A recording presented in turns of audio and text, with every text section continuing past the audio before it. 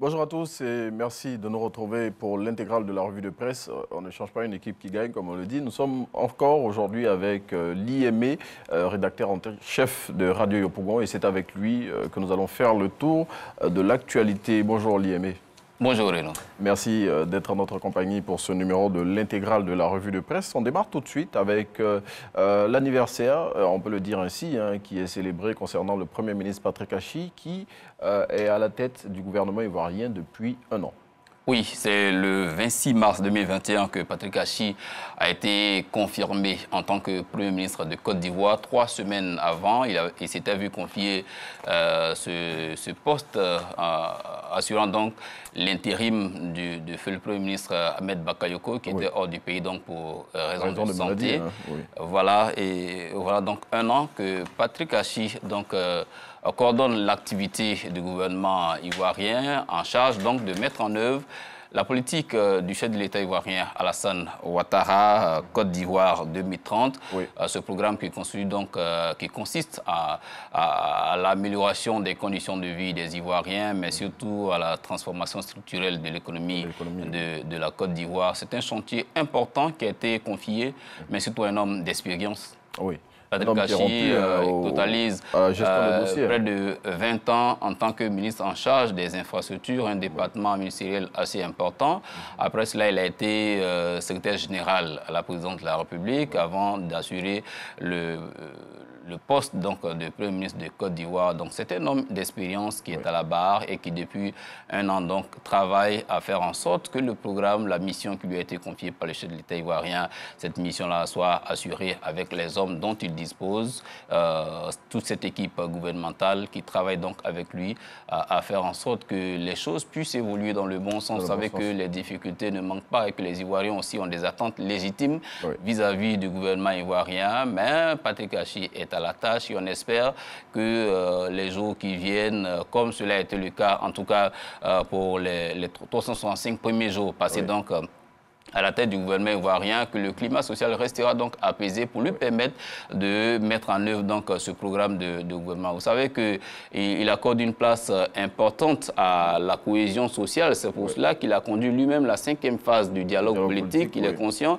que cette transformation structurelle de l'économie là ne peut se faire sans un climat social apaisé. C'est pour cela qu'il a accordé donc cette place de choix-là au dialogue politique qui, selon certaines sources, a connu quand même un succès. En tout cas, tous les partis politiques, contrairement au dialogue politique précédent, ont accepté de signer le communiqué final de ce dialogue politique-là et il augure en tout cas de bonnes choses. On souhaite en tout cas plein succès au Premier ministre Patrick Achi dans l'exercice de ses fonctions et on lui souhaite, pourquoi pas, de célébrer plusieurs autres anniversaires à la tête du gouvernement ivoirien. En tout cas, une année pendant laquelle, vous l'avez dit, il a mené avec brio la plupart des dossiers qui étaient sur sa table. Eh bien, Liemé, on va parler d'un événement pas très heureux. Il s'agit de l'écroulement d'un autre immeuble, on dira une fois encore, voilà, d'un autre immeuble. Et cette fois-ci, c'est dans la commune d'Abobo que ça s'est passé et c'était le samedi dernier. Après 13 villes, Cocody, Abobo vit ce même drame. On se souvient que lorsque la situation était survenue donc à Treichville et à Cocody, des mesures avaient été prises, notamment la suspension des chefs des services administratifs de ces deux communes. Je veux dire, on se rend compte que voilà, on se rend compte que la solution n'est pas à ce niveau. Le problème est plus profond que ça. Ce n'est pas des questions de poste ou de tête d'individus qui ne sont pas peut-être à leur place. Le problème il est un peu plus profond que ça et il doit être traité en profondeur. Des immeubles qui s'écroulent, c'est des pertes en vies humaines, c'est des dégâts matériels. Il faut que la question soit traitée en profondeur.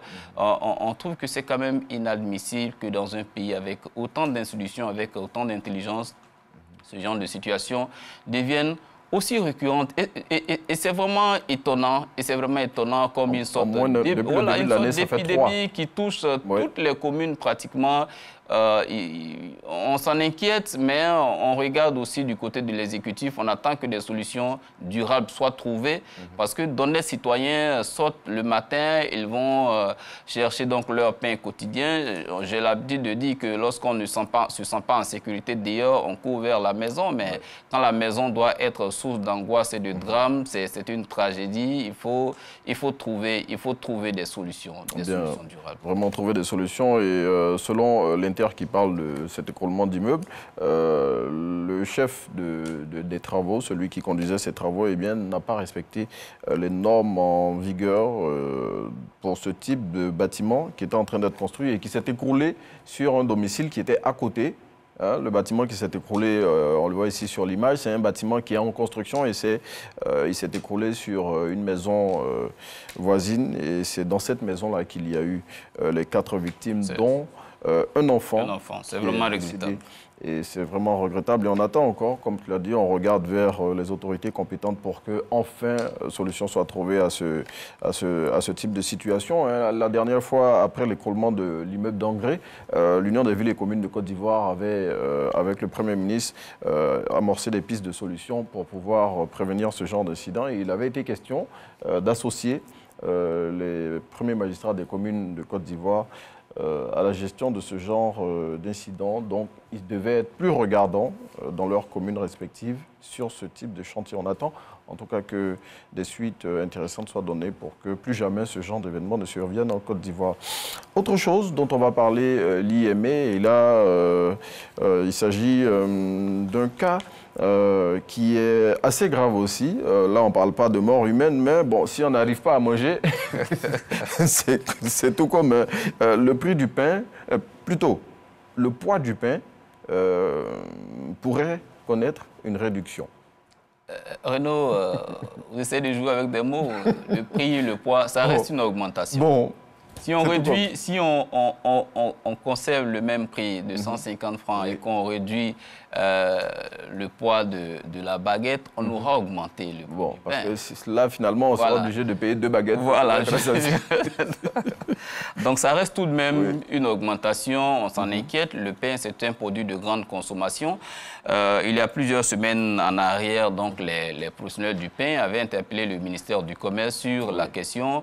Vous savez que depuis plusieurs décennies, le pain, il est à 150 francs, en Côte d'Ivoire, et alors que les intrants, les coûts des intrants ont augmenté. On est tous consommateurs, mais on veut comprendre également la situation de ces professionnels du pain-là. Ils regardent du côté de l'État, ils n'ont pas voulu augmenter de façon tout azimut le pain.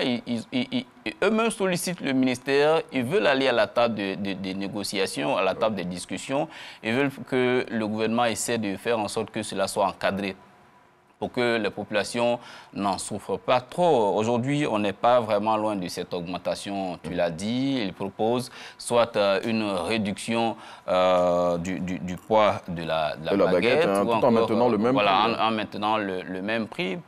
Question de faire passer la pilule en douceur. Bon, mais elle passera quand même.